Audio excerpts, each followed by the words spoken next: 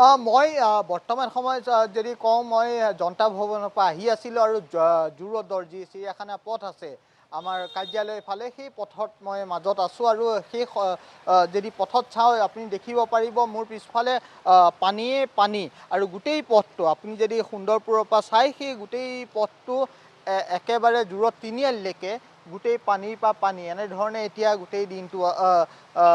দিনটো এনেধৰণেই চলি আছে সকলো যেনেধৰণে কাৰ্যালয় গৈছে বিদ্যালয় গৈছে আৰু এনেধৰণে ঘূৰি আহিছে এনেধৰণে গাড়ী গৈ আছে আৰু বহু গাড়ী এতিয়া বেয়া হৈ গৈছে বা বহু গাড়ী এতিয়া যাব পৰা নাই বহু লোক ৰাস্তাত আবদ্ধ হৈ আছে আৰু তাৰ সমান্তৰালভাৱে মই যদি কওঁ কিছু সময় আগতে আপুনি উল্লেখো কৰিছে যে আমাৰ মুখ্যমন্ত্ৰীয়ে সংবাদমেলো দিছে আৰু কৈছে যে কাইলৈ দিনৰ আবেলিলৈকে এই গোটেই যি এলাৰ্ট আছে সেই ৰেড এলাৰ্টটো অব্যাহত থাকিব আৰু এই গোটেই যি পানী যি কৃত্ৰিম বানপানী সেই কৃত্ৰিম বানপানী অব্যাহত থাকিব আৰু অসম চৰকাৰ বা কাৰো ওচৰত ইয়াৰ কোনো উত্তৰ নাছিল বহু ক্ষেত্ৰত সোধা হৈছিল যে কেনেধৰণে ইয়াত নিয়ন্ত্ৰণ কৰা যাব কিন্তু সেই গোটেই বিষয়টো ক'লে যে এনেধৰণে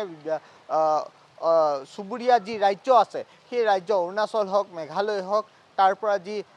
বৰষুণ হয় সেই বৰষুণৰ পানীটো অসমলৈ নামি আহে আৰু অসমলৈ নামি অহাৰ কাৰণে এই গোটেই বিষয়টো হয় এই ক্ষেত্ৰত মুখ্যমন্ত্ৰীয়ে উল্লেখ কৰিছে যে গুৱাহাটী মহানগৰীত দুটাকৈ ৰিলিফ কেম্প বনোৱা হৈছে বা দুটা জেগাত কৰা হৈছে যি জেগাকেইটাত মহানগৰ প্ৰশাসনৰ ফালৰ পৰা ৰিলিফ দিয়া হ'ব সেই ধৰণৰ কথা মুখ্যমন্ত্ৰীয়ে সংবাদমেলত উল্লেখ কৰিছে তাৰ সমান্তৰালভাৱে লেণ্ডশ্লাইড যি ভূমিস্খলনৰ কথাও কোৱা হৈছে ভূমিস্খলনৰ ক্ষেত্ৰতো